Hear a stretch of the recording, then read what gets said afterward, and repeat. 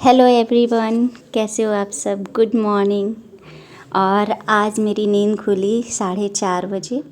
मैं यहाँ पे फ्रेश अप होकर आ गई थी और यहाँ पे जो फ़ोटो दिखा रहे हैं ये मेरे बड़े वाले बच्चे ने अपने हाथ से ड्राइंग बनाई है, गणेश जी और लक्ष्मी जी की। तो उन्हीं का दर्शन कर रहे थे। सुबह सुबह दर्शन कर लो तो सुबह का दिन बहुत अच्छा जाता है। और बस आ गई थी, पानी पी कर मैं आ गई थी यहाँ पे पढ़ने, क्योंकि बेडरूम में तो बच्चे सोए रहते हैं और तो इसलिए बगल वाले रूम में मैं पढ़ने आ जाती हूँ। और मैं आज का टारगेट ली थी डे 2 का, क्योंकि मैंने 10 तारीख से ये टाइम टेबल बनाया था 5 दिन का, कि 5 दिन में मैं हिंदी कंप्लीट करूँगी। और फर्स्ट डे में तो मैंने कंप्लीट कर लिया था, बस मेरा एमसीक्यू रह गया था और रिवीजन। तो सेकेंड डे तो कर लिया मैंने, लेकिन सेकेंड डे बाकी और पढ़ाई नहीं हो पाई थी, क्योंकि और भी घर के काम थे। उस दिन चावल वाले आ गए थे तो चावल वगैरह लेना था, फिर उसको व्यवस्थित रखना था और बहुत सारे काम पड़ गए थे और कुछ लोग भी आ गए थे घर पे मेहमान। तो फिर इसलिए उस दिन पढ़ाई एक्स्ट्रा नहीं हो पाई थी। तो डे 2 का मैं तीसरे दिन कंप्लीट कर रही हूँ। हम हाउसवाइफ के साथ ऐसे ही होता है कि मतलब टाइम टेबल तो हम बनाते हैं और उस टाइम टेबल को फॉलो भी करना चाहते हैं, लेकिन होता है ना कि किसी किसी दिन किसी कारणवश हम नहीं पढ़ पाते हैं। हम लोगों के साथ, हर एक हाउसवाइफ के साथ होता है और बहुत लोग रिलेट कर सकते होंगे इस चीज़ को। तो मेरा डे 1 में था वर्ड और स्वर, व्यंजन, शब्द भेद, संज्ञा, सर्वनाम, विशेषण, क्रिया, काल, वचन और लिंग कारक। ये मेरा कंप्लीट हो गया है। ये फर्स्ट डे ही मैंने 3 स्लॉट में कंप्लीट कर लिया था। और बस 50 एमसीक्यू का प्रैक्टिस के लिए मैंने लिया था कि रात में प्रैक्टिस करेंगे, पर मैं नहीं कर पाई थी। हालांकि मतलब जैसे जो चैप्टर पढ़ी थी उसका एक प्रैक्टिस है, सेट है उसी में बुक में, तो मैं उसमें कर ली थी और मेरा सही भी गया था। तो बस इतना था। और सेकेंड डे तो नहीं हम पढ़ पाए थे ज़्यादा, बस उसी को पिछले वाले को रिवाइज कर लिए थे। और डे 2 का जो है थर्ड डे में संधि और समास, जैसा कि आपको टाइम टेबल में मैंने दिखाया, तो मैं वही पढ़ रही थी सुबह के टाइम पे।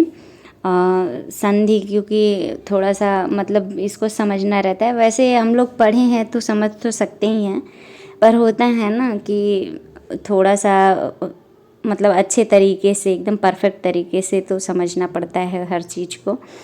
तो संधि और समास मैं यहाँ पे पढ़ लूँगी, और उपसर्ग और प्रत्यय अगर समय मिला तो वो भी। और मैं यहाँ पे जैसे कि पढ़ते पढ़ते ही मैं भूल गई थी, तो फिर टाइमर लगाया, क्योंकि सुबह में 4:30 से मैं सोची थी कि 6 बजे तक पढ़ूँगी, क्योंकि 6 बजे के बाद बच्चों के लंच का प्रिपरेशन और घर के बाकी कामों का समय हो जाता है। तो पढ़ते वक्त जब पढ़ाई करो ना तो यही होता है कि पढ़ते ही रहें पढ़ते ही रहें। तो इसलिए टाइमर लगा के फिर पढ़ाई किया मैंने, कि कम से कम 1.5 घंटे बाद अपने आप टाइमर पता चल जाएगा कि हाँ 1.5 घंटे हो गए हैं, तो बाकी के काम भी करने हैं। तो बस यही मैं तैयार कर रही थी। और जैसा कि आप सभी को पता है कि सीटेट का भी नोटिफिकेशन आ चुका है और 11 तारीख को उसका नोटिफिकेशन जारी हुआ। उस दिन से फॉर्म फिलअप भी शुरू हो गया है और ये फॉर्म लगभग 10 जून तक चलेगा।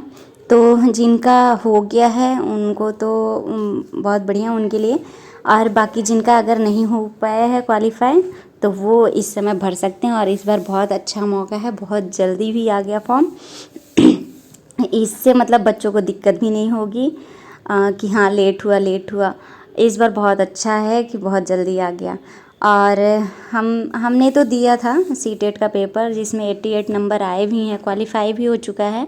बट हम नंबर थोड़ा सा और बढ़ाने के लिए इस बार फिर से पेपर देंगे।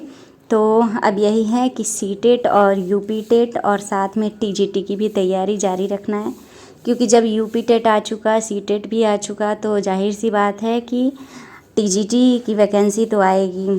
और इसी 2026 और 27 के बीच में ज़रूर आएगी। तो बस अब तैयारी में सब लोग लग जाइए। और कहते हैं ना कि मतलब एक शेड्यूल होना चाहिए तैयारी करने के लिए। जब एग्ज़ाम ढेर सारे रहते हैं ना, तो यही होता है कि कौन सा एग्ज़ाम दें कौन सा नहीं। और टीचिंग एग्ज़ाम में तो अक्सर ऐसा होता है कि हम सोचते हैं कि इस बार ये नहीं वैकेंसी आई तो ये फॉर्म आ रहा है ये भर दें, लेकिन नहीं, आप तैयारी अपना बढ़िया रखिए। और टीचिंग में भाई जिसको पीजीटी करना है टीजीटी करना है वो अपनी तैयारी करते रहें, क्योंकि हमारी अगर बेसिक मजबूत रहेगी ना तो बाकी काम भी अच्छे से हो जाएगा।